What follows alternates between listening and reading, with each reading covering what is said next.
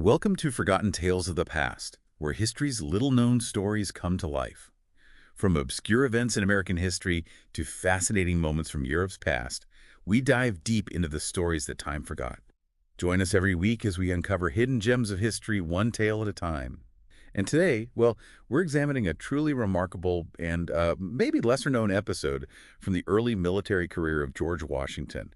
This is way before the American Revolution, decades earlier. That's right. It's a story from the French and Indian War, and it really gives you a surprising look at, this key figure in American history. Absolutely. We're zeroing in on July 9th, 1755. It happened near where Pittsburgh, Virginia is today, though back then it was pretty much the frontier. Right. And this event, it's not as famous as, say, Valley Forge or Yorktown, but it tells you a lot about the circumstances and, you could argue, the character of Washington when he was quite young. Okay, let's set the scene a bit then. The French and Indian War. Basically, Britain and its American colonies fighting the French, right? And most of the Native American tribes were allied with the French. Yes, largely. They were all vying for control over these huge territories along the Ohio and Mississippi rivers. It was crucial land. And it wasn't just empires clashing, but also, totally different ways of fighting. You mentioned Virginia earlier. Was it called Pittsburgh, Virginia back then? Good point on the name. Historically, the area was disputed and sometimes referenced in relation to Virginia's claims, though it's firmly Pennsylvania now. And yes, about the fighting styles, a real clash. European tactics meeting the realities of the American wilderness. Why was it called the French and Indian War? Seems a bit, I don't know, simplistic. Well, yeah, that's a fair question. It gets that name because, from the British colonists' perspective, those were their main adversaries, the French crown forces and their numerous Native American allies. These tribes had their own very valid reasons for resisting British expansion, you see. Okay, got it.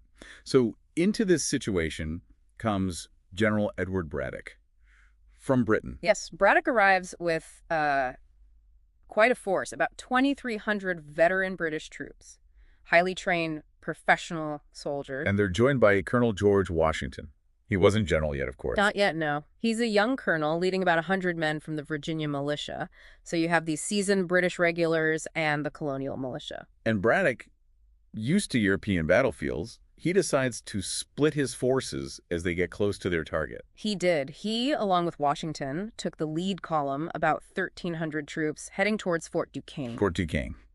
Oh. That was the key French spot, right? Controlling the Ohio River Valley, basically where Pittsburgh is now. Exactly. That was the objective. Take the fort, push the French out. But what happened on that July day wasn't the kind of battle Braddock expected at all. No. They walk into an ambush, don't they? They do. As they're marching through this densely wooded ravine, the French and their native allies spring the trap. And this is where those different fighting styles really collide.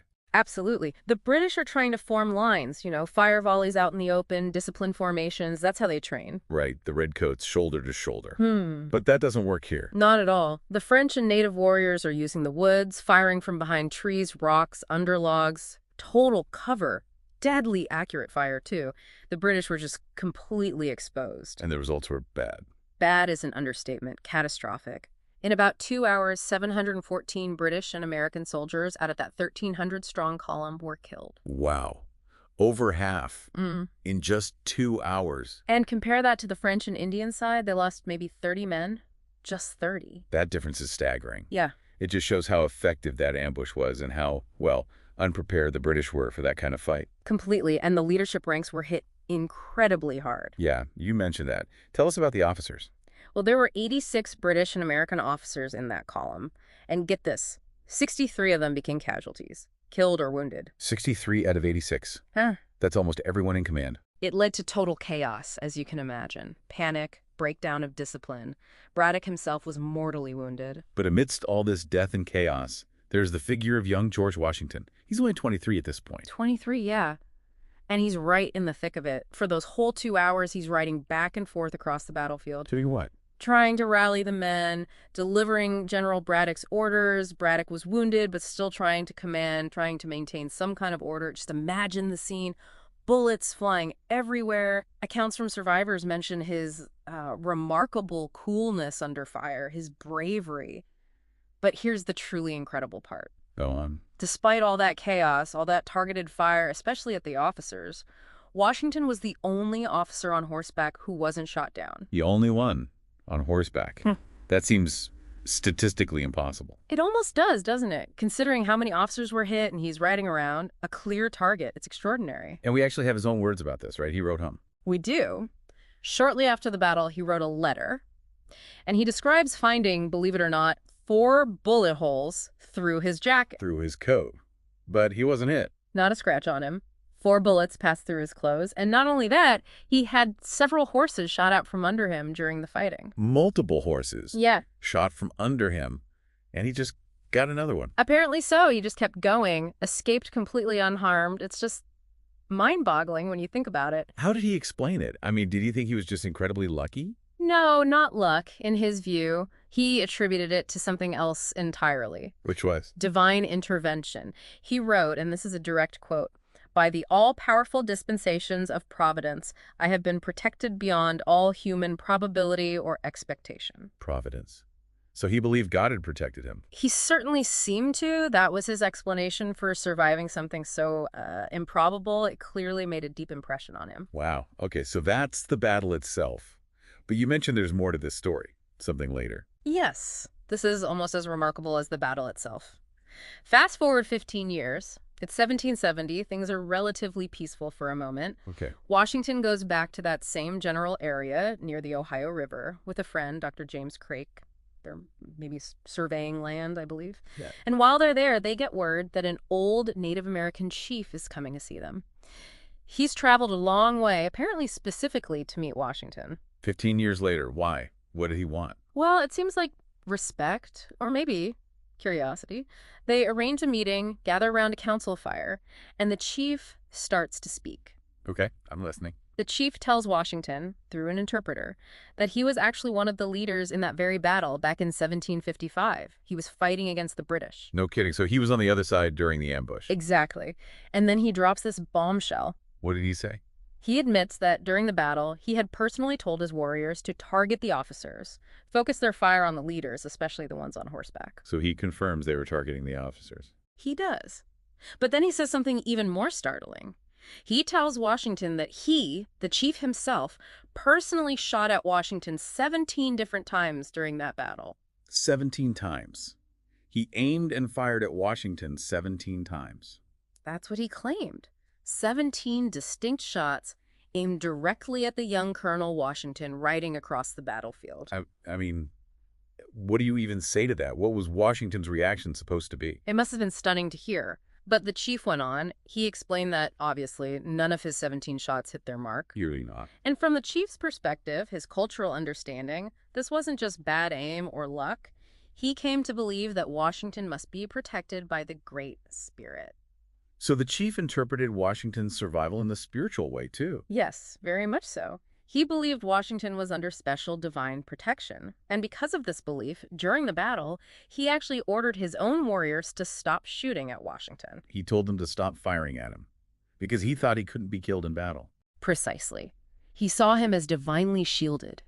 And the words he spoke to Washington at that council fire in 1770 are really powerful. What did he say? He said, roughly translated, "I have traveled a long and weary path that I might see the young warrior of the great battle.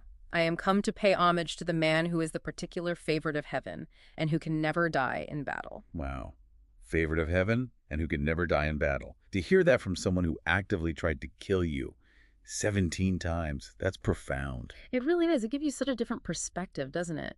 Seeing the event through the eyes of someone on the opposing side, filtered through their own beliefs. It absolutely does. And this whole story, this forgotten tale, it really makes you pause and think, about history. How so? Well, just the sheer chance involved, or maybe not chance. What if one of those billets, either from the chief or someone else, had hit Washington? He was just 23. The whole course of American history might have been different. No Washington to lead the Continental Army, no first president.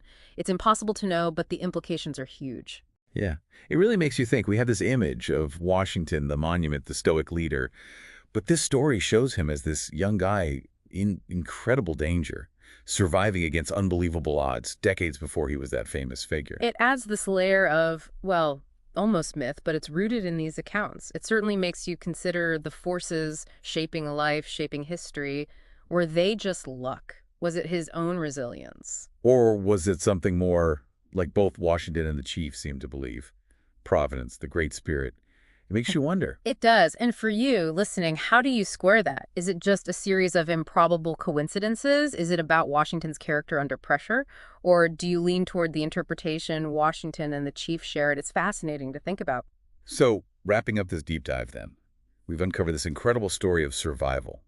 A young George Washington in the heat of a disastrous battle during the French and Indian War. Yeah, bullets through his coat, horses shot down, yet he walks away without a scratch. And then, years later, that absolutely extraordinary meeting with the Native American chief, the confession of 17 shots, the belief in divine protection. It's a story that really sticks with you. It definitely does.